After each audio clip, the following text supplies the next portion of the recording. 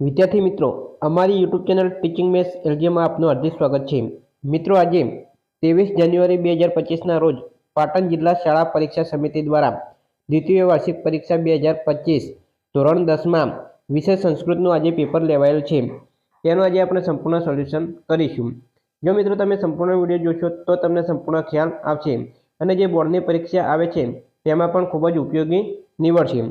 જો મિત્રો તમે ચેનલમાં નવા હો અને ચેનલને સબસ્ક્રાઇબ કરવાની બાકી હોય તો ચેનલને સબસ્ક્રાઇબ કરવા વિનંતી, જેથી તમને જે નવી અપડેટ આવે છે તે અપડેટ મળતી રહે. વધુ સમયને લેતા આપણે વિભાગ એ જોઈશું. તો અહીં વિભાગ એ આપેલ છે, તેમાં એ સૂચના આપેલી છે કે નીચે આપેલા કથ્યખંડને ગુજરાતી ભાષામાં અનુવાદ કરો. તો વિદ્યાર્થી મિત્રો, અહીં એક કથ્યખંડ આપેલો છે જે પાઠ 11 આપેલ છે તેમાંથી પૂછાયેલ છે. તો આ જે કથ્યખંડ આપેલું છે તેનું ગુજરાતી ભાષામાં અનુવાદ કરવાનો છે. હવે બીજા નંબરમાં જે કથ્યખંડ આપેલ છે તે પાઠ 5માંથી પૂછાયેલ છે. તો વિદ્યાર્થી મિત્રો, તમે બુકમાંથી આ પાઠ જે 5માંથી કથ્યખંડ પૂછાયેલ છે તે જોઈ અને તેનું ગુજરાતીમાં રૂપાંતર કરી શકો છો.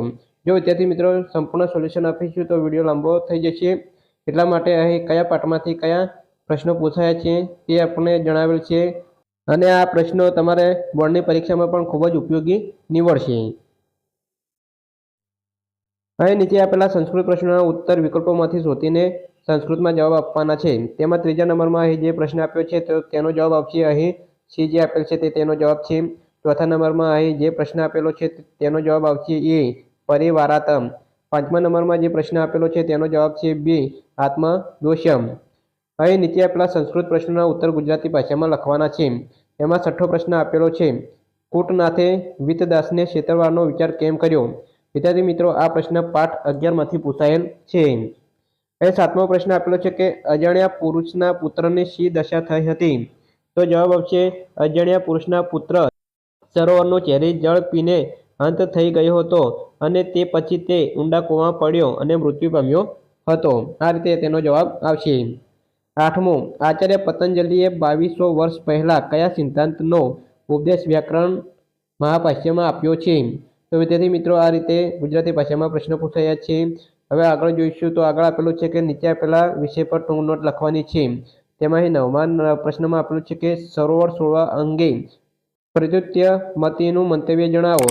તો આ જે પ્રશ્ન પૂછાયો છે તે પાઠ 2માંથી પૂછાયેલ છે. 10, હેમચંદ્રાચાર્યનો પરિચય આપવાનો છે. તો આ પ્રશ્ન પાઠ 12માંથી પૂછાયેલ છે. હવે આગળ જોઈશું. 11મા પ્રશ્નમાં આપેલું છે કે એક ગદ્યખંડ આપેલો છે અને તે વાંચી અને સંસ્કૃતમાં જે પ્રશ્ન અહીં એ બી સી ડી એવા 4 પ્રશ્ન આપેલા છે તેના જવાબ આપવાના છે. તો એ પહેલો જે આપેલો છે એ નંબરનો અર્જુન કિમર્થ ભૂલોકમ આગચ્છમ. તો તેનો જવાબ અહીં આવશે. પહેલાં આપેલું છે, પહેલી જ લાઈનમાં આપેલું છે તેનો જવાબ છે. બીજામાં આપેલું છે પ્રાપ્ત ભૂલોક અર્જુન કી શ્રોતવાન. તેનો જવાબ અહીં આવશે પ્રાપ્ત ભૂલોક સહ મહાંત જય કોશ શ્રોતવાન. અહીં ત્રીજામાં આપેલું છે અર્જુન કશ્ય સમીપમ ગચ્છતિ. તો જવાબ આવશે અર્જુન જય કોશકારંક જન સમુચ્ય સમીપ ગચ્છતિ. અહીં આ રીતે ફકરો વાંચ્યા અને એના જવાબ સંસ્કૃતમાં આપવાના છે. અહીં ડી નંબરમાં જે પ્રશ્ન આપેલો છે તો તેનો જવાબ અહીં આપેલ છે કે વિજયસમ અનુપાવત્યમ આસમ. તો તેનો જવાબ આવશે તાત દૃષ્ટવા અર્જુનોપી પુરાતન મહાભારત વિજયમ.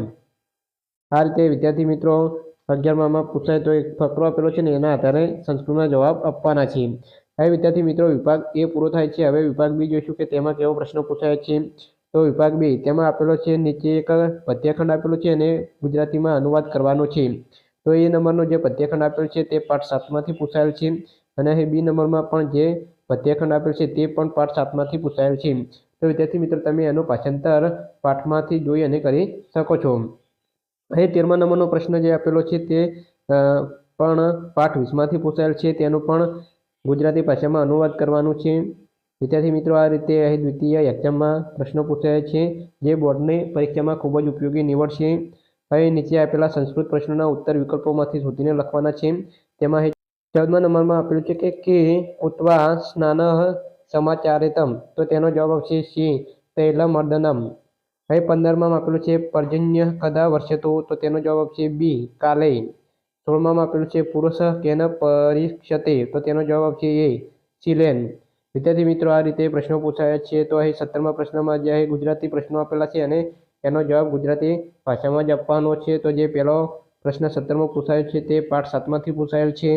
18મો પ્રશ્ન છે તે પાઠ 10માંથી પૂછાયેલ છે। 19મો પ્રશ્ન છે તે પાઠ 10માંથી પૂછાયેલ છે। 20મો પ્રશ્ન છે તે પાઠ 16માંથી પૂછાયેલ છે। અહીં શ્લોક પૂરો કરો તો 21, 22 અને 23માં અહીં 3 શ્લોક આપેલા છે અને અહીં શ્લોક પૂર્ણ કરવાના છે। તો અહીં જે 21માં જે શ્લોક પૂછાય છે તે પાઠ 13માંથી પૂછાયેલ છે। 22માં જે શ્લોક પૂછાય છે તે પાઠ 1માંથી પૂછાયેલ છે અને 23માં જે શ્લોક પૂર્ણ કરવાનો છે તે પાઠ 7માંથી પૂછાયેલ છે। તો વિદ્યાર્થી મિત્રો વિભાગ 2 છે તેમાં આ રીતે પ્રશ્નો પૂછાય છે। હવે વિભાગ સી જોઈશું કે વિભાગ સીમાં કેવા પ્રશ્નો પૂછાયા છે। તો જોઈશું કે વિભાગ સીમાં પહેલી સૂચના આપેલી છે કે નીચે આપેલા નાટ્યખંડને ગુજરાતી ભાષામાં અનુવાદ કરવાનો છે। તો અહીં એક નાટ્યખંડ આપેલું છે અને સંસ્કૃતમાં આપેલું છે, તો એને ગુજરાતીમાં લખવાનું છે। તો આ જે 24માં પૂછાયું છે તે પાઠ 8માંથી પૂછાયેલ છે। તેવી જ રીતે 25માં જે નાટ્યખંડ પૂછાયું છે તે પાઠ 19માંથી પૂછાયેલો છે।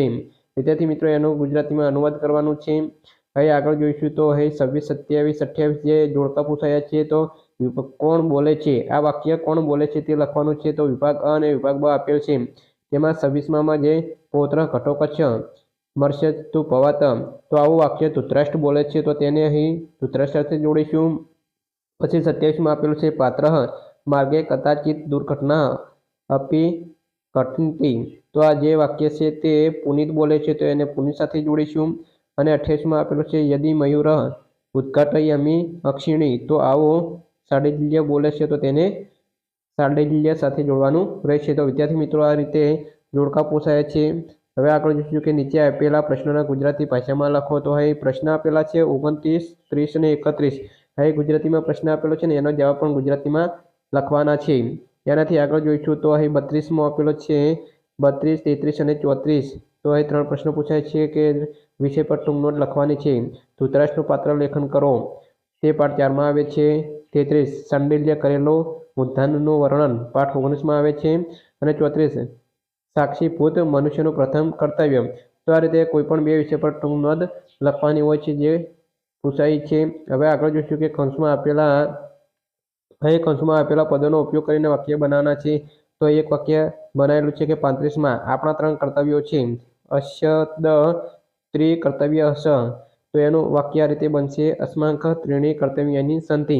તો આ જ રીતે 36 અને 37માં પણ વાક્ય બનાવવાના છે। તો વિભાગ સીમાં આ રીતે પ્રશ્ન પૂછાયા છે। હવે વિભાગ ડી જોઈશું તો વિભાગ ડીમાં એક વ્યાકરણ વિભાગ એટલે કે ગ્રામરના પ્રશ્નો પૂછાય છે। વ્યાકરણના તો વિવાહ એનો સમાનાર્થી શબ્દ થશે પરિણીયમ, પછી પુતઃ એનો વિરુદ્ધાર્થી શબ્દ થશે ભવિતા। પછી આ રીતે વિદ્યાર્થી મિત્રો વર્તમાન કાળ, ભવિષ્યકાળ આ રીતે અહીં ગ્રામરના પ્રશ્નો પૂછાય છે તે તમે જોઈ શકો છો। હવે તમને બોર્ડની પરીક્ષામાં ખૂબ જ ઉપયોગી નીવડશે। આ રીતે બોર્ડની પરીક્ષામાં પણ પેપર પૂછાય છે કે સમાનાર્થી, વિરુદ્ધાર્થી, આ રીતે તમે પેપરના આધારે તૈયારી કરશો તો તમને ખૂબ જ ઉપયોગી નીવડશે। અહીં સંધિ છોડો, સંધિ જોડો, તો અહીં આ જે એનો જવાબ આવશે અહીં ઘટોકચ્છ ચ અહમ। પછી સંધિયુક્ત પદમ લિખત, આ રીતે પછી સમાસ 52 જન સમૂહમ, તો એ ષષ્ઠી તત્પુરુષ છે। 53માં આપેલ છે ભગદંત, તો એ બહુવ્રીહી સમાસ છે। આ રીતે વિદ્યાર્થી મિત્રો વિભાગ જે ડી છે તેમાં વ્યાકરણ વિભાગ પૂછાય છે, વ્યાકરણના પ્રશ્નો પૂછાય છે। અહીં વિભાગ ઈ આપેલો છે તો વિભાગ ઈ જોઈશું તો વિભાગ ઈમાં કેવો પ્રશ્નો પૂછાય છે। તો વિભાગ ઈ તો નીચે આપેલા જે વાક્યો છે એને ઘટનાક્રમ મુજબ ગોઠવવાના છે। તો અહીં A, B, C, D એવા 4 વાક્યો આપેલા છે। તો સૌપ્રથમ અહીં સી નંબરનું વાક્ય પહેલાં આવશે, એના પછી ડી નંબરનું વાક્ય એના પછી આવશે, ત્રીજા નંબરે એ નંબરનું વાક્ય આવશે અને ચોથા નંબરે બી નંબરનું વાક્ય આવશે। આ રીતે વિદ્યાર્થી મિત્રો વિભાગ ઈમાં ઘટનાક્રમ મુજબ વાક્યો ગોઠવવાના છે। અહીં એના પછી આગળ 55મો પ્રશ્ન જોઈશું તો અહીં આપેલ જે ગદ્યખંડ છે એ આપેલા ગદ્યખંડને વાંચી અને સંસ્કૃતમાં પ્રશ્નોના જવાબ આપવાના છે। તો અહીં એક ગદ્યખંડ આપેલો છે ને એના આધારે અહીં A, B, C, D એવા 4 પ્રશ્ન આપેલા છે। તો વિદ્યાર્થી મિત્રો અહીં પહેલામાં જે એ નંબરનો પ્રશ્ન છે તો તેનો જવાબ અહીં પહેલી લીટીમાં આપેલો છે તે આવશે। બીજા નંબરમાં જે પ્રશ્ન પૂછાય છે તો તેનો જવાબ અહીં બીજા નંબરમાં આપેલ છે। ત્રીજા નંબરમાં જે પ્રશ્ન પૂછાય છે તો તેનો જવાબ અહીં ત્રીજા નંબરે આપેલ છે અને ચોથા નંબરનો જે ડી નંબરનો પ્રશ્ન પૂછાય છે તો તેનો જવાબ અહીં એટલે ચોથા નંબરે આપેલ છે। તો વિદ્યાર્થી મિત્રો આ રીતે કોઈ પણ એક ફકરો પૂછાય છે ને એના આધારે પ્રશ્નના જવાબ આપવાના હોય છે। હવે આનાથી આગળ જોઈશું તો અહીં જોડકા પૂછાય છે કે કર્તા આપેલું છે અને કૃતિ આપેલી છે। કોઈ પણ 2 જોડકા જોડવાના હતા તો 56, 57 અને 58 આપેલું છે। તો શંકરાચાર્યની કૃતિ અહીં બ નંબરની છે તો તેની સાથે જોડીશું। ભાસની કૃતિ અહીં ક નંબરની છે તો તેને ક સાથે જોડીશું। આ રીતે કોઈ પણ 2 કૃતિઓ જોડવાની હતી તમે ત્રીજી પણ શુદ્રકવાળી કૃતિ પણ જોડી શકો છો। આગળ જોઈશું તો રેખાંકિત પદોને શ્રુત કરી અને કદખંડ ફરીથી લખવાનો છે। તો અહીં 59માં એક કદખંડ પૂછાય છે કે વાક્ય જે હોય શુદ્ધ કરી અને ફરીથી લખવાનો હોય છે। છેલ્લે 60માં જોઈશું કે નીચે આપેલા શ્લોકનો અનુવાદ કરી અને અર્થ વિસ્તાર કરવાનો છે। તો વિદ્યાર્થી મિત્રો અહીં 60માં જે શ્લોક પૂછાયો છે તે પાઠ 20માંથી પૂછાયેલ છે અને અથવામાં પણ પૂછાયો છે। જે 61માં પૂછાયો છે તે પાઠ 13માંથી પૂછાયેલ છે। તો વિદ્યાર્થી મિત્રો આ રીતે શ્લોકનો અનુવાદ કરવાનો છે અને એનો અર્થ વિસ્તાર લખવાનો છે। તો વિદ્યાર્થી મિત્રો અહીં દ્વિતીય વાર્ષિક પરીક્ષામાં આ રીતે સંસ્કૃત વિષયનું પેપર પૂછાયેલ છે। જો વિદ્યાર્થી મિત્રો આ પેપર તમે સોલ્યુશન કરશો તો બોર્ડની પરીક્ષામાં પણ તમને ખૂબ જ ઉપયોગી નીવડશે અને તમને ખ્યાલ આવશે કે સંસ્કૃત વિષયમાં કેવા પ્રશ્નો પૂછાય છે। જો વિડીયો સારો લાગ્યો તો લાઇક કરો, શેર કરો અને સબસ્ક્રાઈબ કરો તથા ધોરણ 10ના બીજા વિષયના પેપર સોલ્યુશન ચેનલમાં મૂકેલા છે તે તમે જોઈ શકો છો। Thank you.